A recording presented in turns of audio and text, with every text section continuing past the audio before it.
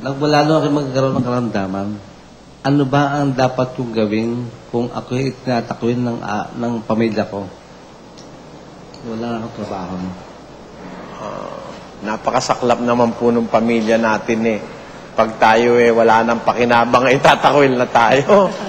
Palagay ko, kung ako kayo, lalayasan ko sila.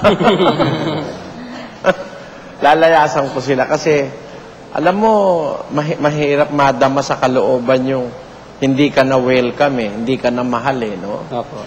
Mahirap madama yun sa kalooban. Lalo pag wala ka ng silbi. Pagka wala ka ng silbi, lalo na pag parang inutil ka na. Kaya nga ako, mas gusto ko siguro kung pwede lang na, hindi naman siguro sa pangunguna sa Diyos, kapatid na Luz. Sana wag akong magkagano na yung wala ka ng silbi, nakaratay ka na ng 2 taon, 3 taon. Hindi naman sa pangunguna, wag nawa akong magkasala. Mas gusto ko yung, kung kukunin ako ng Diyos, wag nang ganon yung, wag na akong makapagpahirap sa iba, baka mamaya, pag natatay ka na sa banig, pandirihan ka na, no? Sana wag ganon. Kung pwede lang. Ewan ko gusto mo ba yung ganon? Ayoko po, ako rin, kung loloobin ng Diyos, gusto ko yung hindi ako aalagaan na pahihirapan pa yung mga kasambahay. Oo, baka mas, parang kasi ako gusto ko rin na ang maging alaala ko yung hindi nila maaalalang ako'y yung mabigat. Pero alam mo, sa Biblia meron kasing sinasabi, pagka matanda ka na, bibihisan ka ng iba. Opo. Tapos, dadalhin ka kung saan hindi mo gusto. Torne, ang hirap nun, ano? Ang hirap. Biro mo, gusto mo sa sala, dadalhin ka sa komedor. Ang gusto mo sa silong, dadalhin ka sa taas. Ang hirap nun. Yung pag dinadala-dala ka na lang. Basahin nga natin, Brad Willie. 21:18 po ng Juan.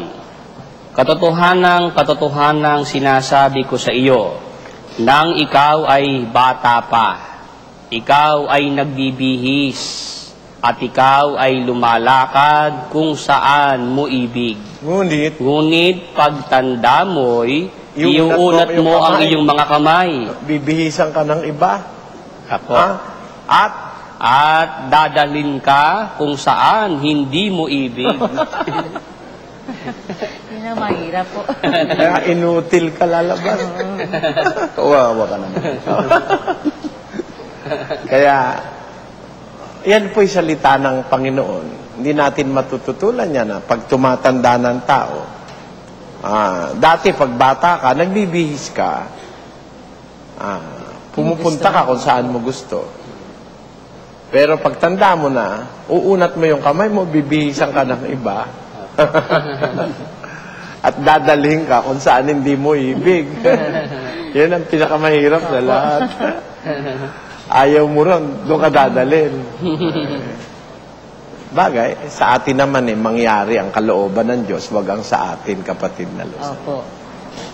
Tayo naman laging naaalaala natin sa mundong ito, ang Diyos ay makapangyarihan sa lahat at hindi natin siya dapat pangunahan. Pero pwede naman siguro tayong humiling sa Diyos.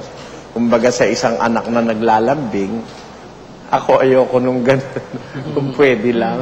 Kung pwede lang naman. Pero kung hindi naman pwede, wala naman tayong magagawa.